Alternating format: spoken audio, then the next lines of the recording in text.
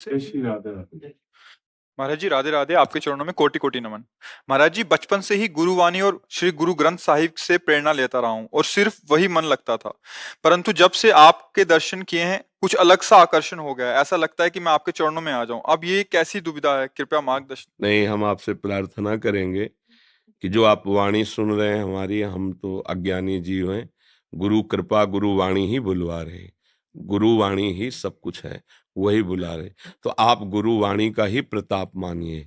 आप किसी शरीरधारी विशेष व्यक्ति के प्रति आकर्षण का भाव न रखकर ये भाव रखिए कि गुरु वाणी की कृपा से ही मुझको ये सुनने को मिल रहा है।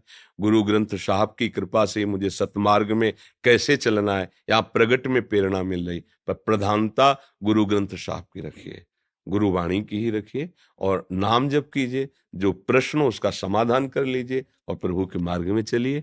जरूरी नहीं होता जैसे मान लो कि एक भाव का त्याग करके दूसरे भाव वही आपको चढ़ाता चला जाएगा। ऐसा नहीं कि हम किसी से प्रभावित होकर किसी को गुरु बना लें। बात समझना नहीं। अब अगर वो वृत्ति आगे आएगी तो फिर ये प्रश्न नहीं रहेगा। प्रश्न है तो वो वृत्ति नहीं आई है। तो हमको अपने गुरु वाणी पर दृढ़ विश्वास कि वही हमको आगे बढ़ाती चली जाएगी और वो जो हमारी बात आपको गुरु वाणी से मिलती हुई है उसको स्वीकार करते चले जाओ। तो वो गुरु ग्रंथ साहब में सब संतों की वाणियां हैं, सब संतों के अनुभव हैं। तो ये भी तो उन्हीं का जूठन है।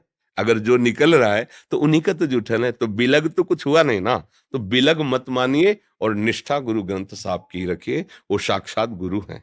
समझ रहे ना जी।